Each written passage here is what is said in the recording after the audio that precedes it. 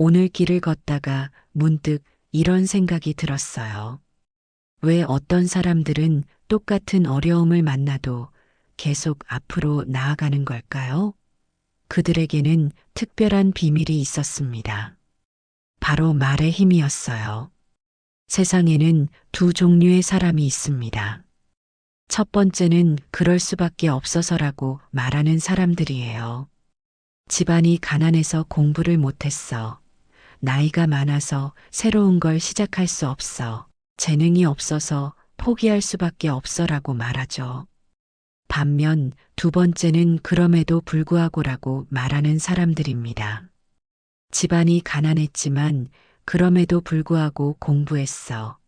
나이가 많지만 그럼에도 불구하고 도전해 볼게. 재능이 부족하지만 그럼에도 불구하고 노력할 거야 라고 말해요. 같은 상황, 다른 언어. 이 작은 차이가 인생을 완전히 바꿔놓습니다. 그럴 수밖에 없어서는 문을 닫는 말입니다.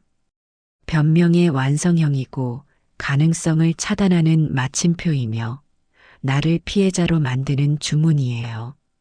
반면 그럼에도 불구하고는 문을 여는 말입니다. 새로운 시작을 알리는 신호이고 불가능을 가능으로 바꾸는 열쇠이며 나를 주인공으로 만드는 마법이에요. 우리가 사용하는 언어는 단순한 표현이 아닙니다. 그것은 우리의 믿음을 만들고 믿음은 행동을 만들고 행동은 결과를 만들어냅니다. 실제 사례를 들어볼까요? 헬렌 켈러는 시각과 청각 장애가 있어서 배울 수 없어라고 할 수도 있었지만 시각과 청각 장애가 있지만 그럼에도 불구하고 세상과 소통하겠어라고 말했습니다. KFC 할아버지 할랜드 샌더스는 65세라서 새로운 사업을 시작하기엔 늦었어라고 할 수도 있었지만 65세지만 그럼에도 불구하고 내 치킨 레시피로 성공하겠어라고 했죠. 오프라 윈프리도 가난한 집 출신이라서 성공할 수 없어가 아니라 가난한 집 출신이지만 그럼에도 불구하고 내 꿈을 이루겠어라고 말했습니다. 그들 모두 그럴 수밖에 없는 이유가 수백 가지씩 있었어요. 하지만 단 하나의 그럼에도 불구하고가 모든 걸 바꿨습니다. 그럼 오늘부터 어떻게 실천할 수 있을까요? 먼저 내 입버릇을 점검해 보세요. 하루 종일 내가 하는 말을 의식적으로 들어보고 뭐뭐라서 안 돼, 뭐뭐 때문에 못해 같은 표현을 찾아보세요. 그 다음 언어를 바꿔보는 거예요.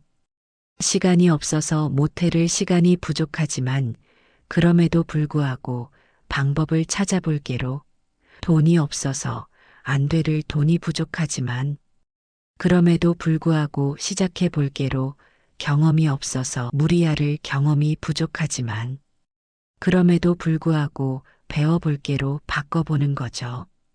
마지막으로 작은 행동으로 증명해 보세요. 말만 바꾸는 게 아니라 실제로 한 걸음이라도 내딛어 보세요.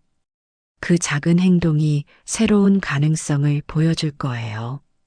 성장하는 사람들의 비밀은 거창한 게 아니었어요. 그저 그럴 수밖에 없어서를 그럼에도 불구하고로 바꾼 것 뿐이에요. 여러분도 오늘부터 시작해 보세요. 여러분의 그럼에도 불구하고가 어떤 기적을 만들어낼지 정말 궁금합니다. 오늘도 여러분의 인생에 작은 쉼표가 되었길 바라며 다음 영상에서 만나요.